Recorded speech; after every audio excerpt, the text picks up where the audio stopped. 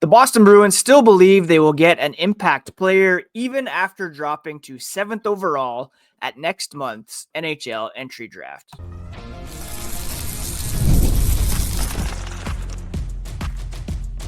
You're Locked On Bruins, your daily podcast on the Boston Bruins, part of the Locked On Podcast Network, your team every day. What is up, Bruins fans, and welcome back to the Locked On Boston Bruins podcast. I'm your host, Ian McLaren, and this is a daily show where we discuss all things Spoked B. Thank you so much for making Locked On Bruins your first listen every day, part of the Locked On Podcast Network, your team every day. And today we are discussing last night's NHL Draft lottery results, where the Bruins unfortunately fell from 5th to 7th. We'll break down what Don Sweeney had to say afterwards and also give a brief update on the coaching search after discussing who the Bruins may be able to find at the 7th overall pick who could be an impact player. So, before we get into all that, a quick reminder, you can find the podcast on social media at Locked NHL Bruins. You can find me, my hockey thoughts, dad jokes at Ian C. McLaren. I am a lifelong Boston Bruins fan. I've been covering this team for various outlets for 20 years. I was a full-time hockey news writer for thescore.com for 5 years and have been hosting this podcast since 2019. And not since 2010 have the Bruins been in position to get such a high draft pick. That came when they acquired a couple lottery picks from the Toronto Maple Leafs in exchange for Phil Kessel. They hadn't been in a position in the standings to draft this high since like 2007 when they went for Zach Hamill in the first round. Decidedly not an impact player. The Bruins last night, so they did the draw for the first overall pick. The New York Islanders jumping up huge, moving up the 10 spots to secure first overall, where they will likely take Matthew Schaefer, a defenseman. They did another draw for the second overall pick. The Bruins were one ping pong ball away from securing that pick. Did not go their way. It ended up being Utah who won that draw. They moved up to 4th. And as things shook out, the Bruins moved down to 7th. Pretty disappointing considering they had the 5th, the best odds of the first overall pick, and they will miss out on the truly elite players in this draft. The centers that they were looking at, including James Higgins and Michael Misa. Those were two guys that I really wanted the Bruins to be in position to take. Now, down at 7th, they will get an impact player, just not kind of a potential franchise changer that you may get with one of the first 3 picks per se. So when it comes to who the Bruins might pick, we'll take a look at that here later on in the podcast, but we'll break down kind of what Don Sweeney had to say after the selection was made. He said, it's not ideal to have moved from 5th to 7th or not to have moved up, especially, but he did acknowledge that they will or they expect to land an impact player. Of course, it is a bit of a crapshoot. You never know what's going to happen. But with the 7th overall pick, it's not top tier, but still pretty good. And in the coming days, as we look forward to the draft, I'll do a look at some of the recent 7th overall picks and how they have fared at the NHL level so far. Don Sweeney said the Bruins will take the best player available, regardless of position. Everybody has been focusing on the center position, and for good reason. They're still looking for that impact player to step in and take over from the Patrice Bergeron and David Krejci eras.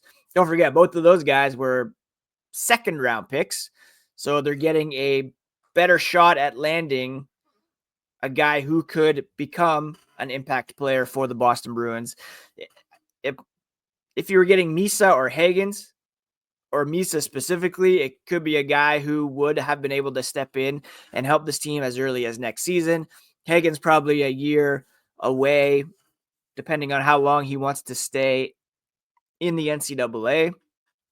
The further down you get, the more unlikely it is that a guy will come in and hit right away, but it does happen with the 7th overall pick, and there are some players who could fit that bill depending on what position they take. If it's a defenseman, probably not, but if it's a forward, there is an opportunity there for something to happen. Now, Don Sweeney did add there is openness to moving up or using the pick creatively. We'll see how it gets utilized, was his exact quote. Obviously, if you can move up, that would be ideal. What it would cost is the big question.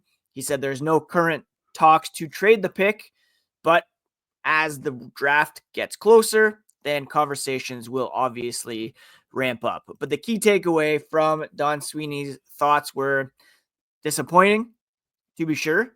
They certainly were hoping for some ping pong ball luck and to get first, second overall. They're still, however, picking in the upper echelon of the draft, which they haven't done for a significant period of time. So they still feel comfortable in terms of where the top 7 picks are and that they'll get a good player, an impact player, regardless of the disappointment of moving back a couple of spots. That's just the nature of the lottery. You had a team that barely missed the playoffs in the Islanders that moves up to first overall. You get a Utah team that jumps from 14th to 4th because you can only jump a maximum of 10 spots. They technically won the second lottery, which would have put them in second had they been in 12th or lower.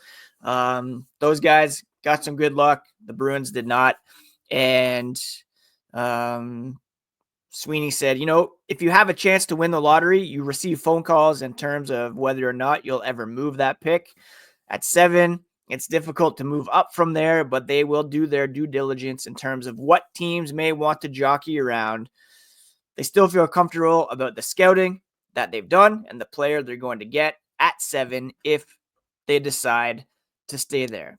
In terms of whether a player can make an immediate impact in the NHL next season, he added, you never know.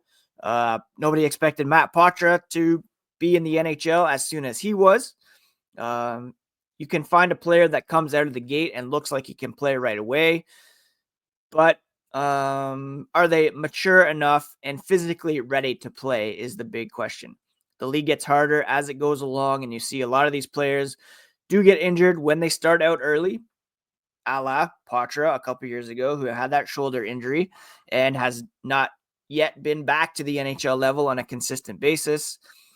But at the end of the day, they're all good players at this echelon of the draft. An opportunity to make a big impact on the club, whether it's next year, that remains to be seen. They have been scouting players for multiple years. You want to see players perform at this time of year in playoffs, in the OHL, Memorial Cup, for example, or under 18s that just finished up. Speaking of the OHL, I really do believe they will be keying in on one guy who plays just about 45 minutes down the road from me. We'll discuss that here coming up. But the big takeaway here is that the Bruins are dedicated to taking the best available player. There are some questions about how they evaluate that and whether they think the best available player is actually the consensus best available player. Regardless of position, even though there is, of course, a definite need in the pipeline for a top tier center, which should still be available at number 7. And we'll discuss who those options could be past Misha and Hagens here as the podcast continues.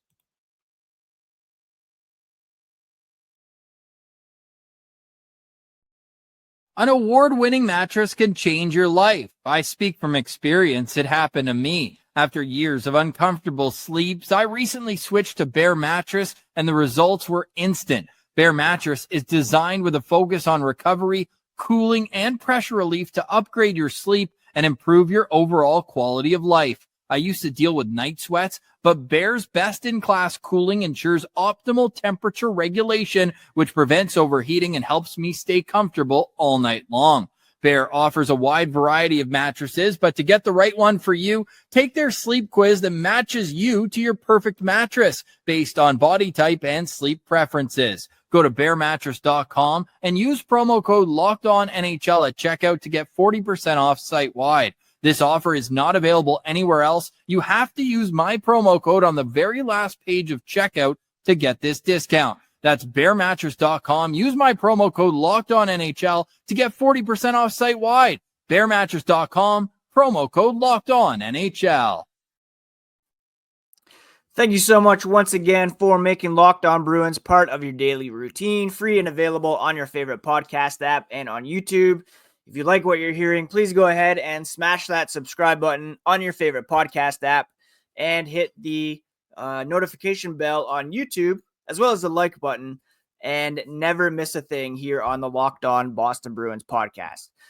Disappointing night for the Bruins as they fall to the 7th overall pick when they were one ping pong ball away from getting the 2nd overall pick. If you were watching live, not the most riveting television production of the year, but you saw that the Bruins had all they needed was a 7 or a 14 on the last ball to get the 2nd overall pick.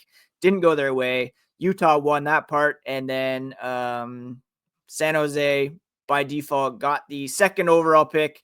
Chicago 3rd, Utah 4th, as I mentioned, Nashville at 5, Philadelphia at 6, and then the Bruins at 7. They will not get a Michael Misa. They will not get a James Higgins.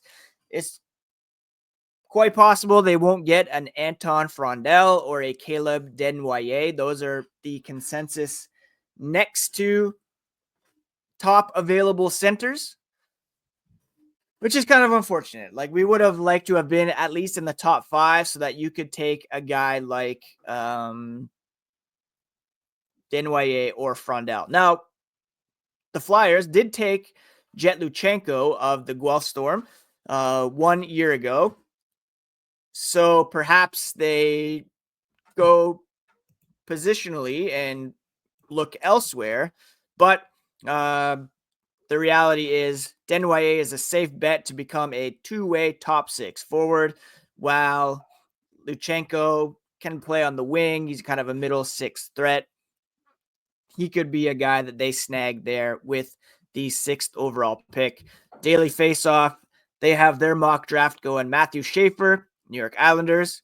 San Jose Sharks taking Misa, which, I mean, I'm sure the Sharks are a bit disappointed because they probably would have liked Schaefer to complement Celebrini and Smith there, although they do have Sam Dickinson that they took last year. But, I mean, Misa alongside Celebrini, that could be quite dangerous. They have the Blackhawks taking Porter Martone from the Brampton Steelheads, another guy the Bruins probably would be in on as a future top 6 winger, hard-hitting. They have the Utah Mammoth taking James Higgins, the Predators taking Frondel, Caleb Desnoyers going to the Flyers, and then the Bruins. This is going to be, there's one of 2 names that you're probably going to hear a lot with regards to the Boston Bruins. One is Brady Martin. Daily Faceoff says he would be a perfect fit for a Bruins franchise that loves workhorse forwards. Many scouts see this as a perfect fit. He's been severely underrated by those outside of the scouting community because he didn't have explosive numbers and isn't particularly big. But oh boy, he's probably Daily Faceoff's favorite prospect in this draft class due to his work ethic alone. He hits everyone in sight, constantly battles for the puck, and is a noted goal scorer too. And his play at the recent U18s, a tournament that Don Sweeney mentioned in his media availability last night, really raised some eyebrows. Now, he's probably not a guy that you would look at his rankings and think, oh, they should take him with the 7th overall pick. I'm looking here at Elite Prospects. He's rated 19 by Consolidated Rankings, 18th by Elite Prospects, 13th by Bob McKenzie, 20th by Craig Button. There's quite a range here, as low as 53rd by Smart Scouting, whoever that is. Sportsnet has him at 16th. So it could be a bit of a reach here for the Bruins to take Brady Martin at 7. He did have 33 goals, 39 assists for 72 points in 57 games, which is not bad. He was an assistant for the Sioux Greyhounds as well. 3 goals, 8 assists for 11 points at the U18s. So definitely some upside there for the Boston Bruins to take advantage of. He is 6 feet, so not particularly huge, but still a heavy hitter, physical forward, two-way center, and a guy that the Bruins are likely to target with the 7th overall pick.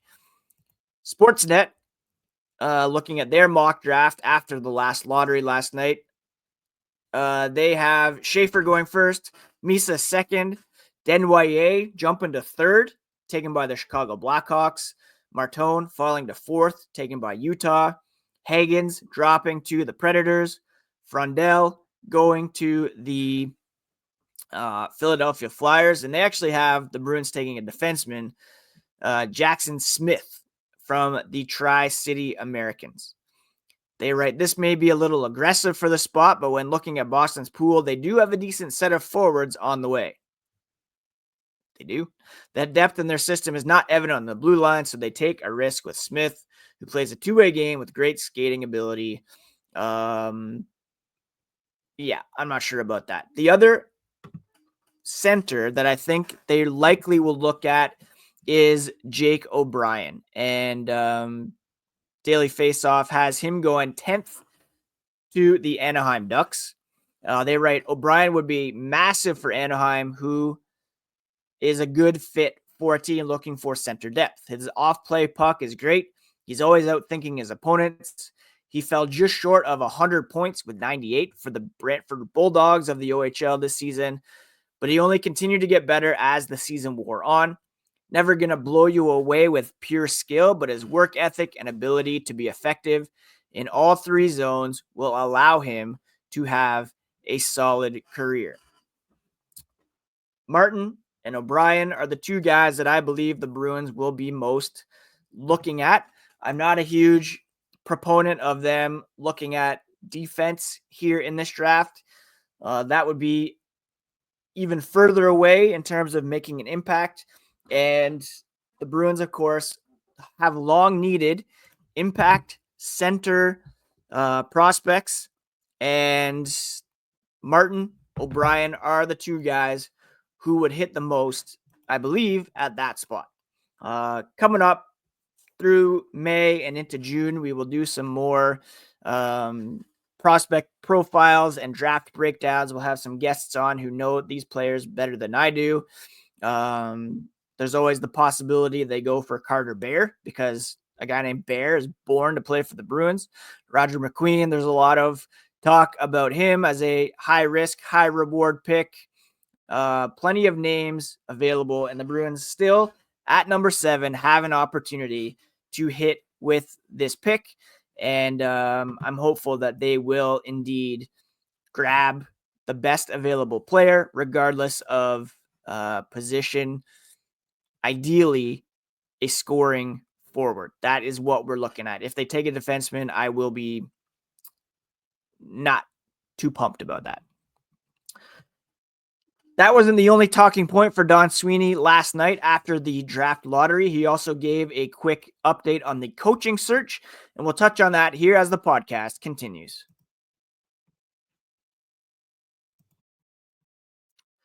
If you're looking for a snack that is both nutritious and delicious, crack into a good source of protein with Wonderful Pistachios. Wonderful Pistachios is one of the highest protein nuts. Each 1 ounce serving has 6 grams of protein, giving you over 10% of your daily value. Plus, they're packed with fiber and better for you unsaturated fats to help keep you feeling fuller longer. Our 12-year-old kid absolutely loves Wonderful Pistachios, and it's something we like to give him as a healthy snack that will give him the protein that he needs to stay fueled throughout the day. I love the no shells variety. It's a perfect grab and go snack. But if you're looking for that classic crack into a shell, the in-shell option is also a classic favorite. Get snacking, get cracking with the snacks that pack a protein punch. Visit wonderfulpistachios.com to learn more.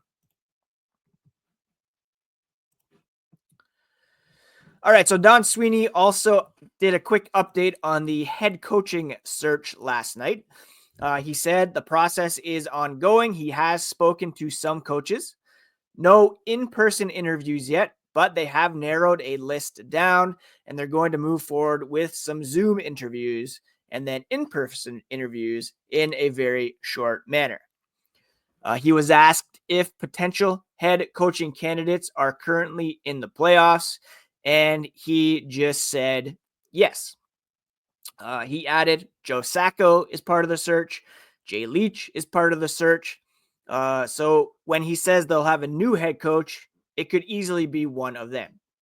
Joe Sacco is the interim head coach. They would just take that interim head coach tag off and make him the new head coach. They're strong candidates. They'll be in the candidate pool, and along with some really good, experienced level coaches and different levels that they're going to find the right guy. Now, David Carl, who is a guy that I mentioned the other day, he is off the board after signing an extension with the University of Denver. And there's a lot of speculation that the guy that they're looking at in the playoffs is Misha Donskov, who is a assistant coach currently with the Dallas Stars, who, of course, just bounced the Colorado Avalanche in the first round of the Stanley Cup playoffs. He was also part of Team Canada's coaching staff at the Four Nations face-off. He's very well thought of. Donskov was director of hockey operations and analytics in Vegas when Pete DeBoer was hired in 2020. Kind of a scouting and admin job, but he always said he wanted to be closer to the ice. So DeBoer brought him to Dallas as part of his coaching staff.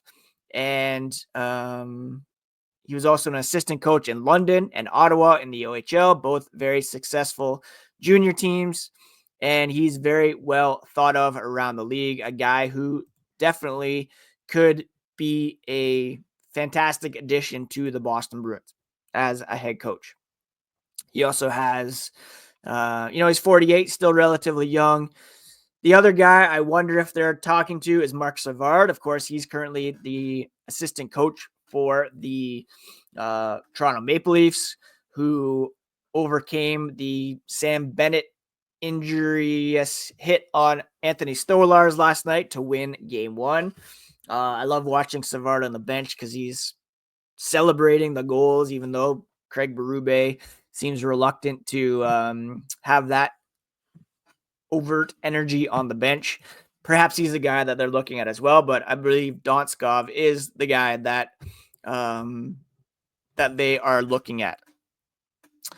They haven't gone too in-depth on intel on head coaching candidates. They've had general conversations and introductions.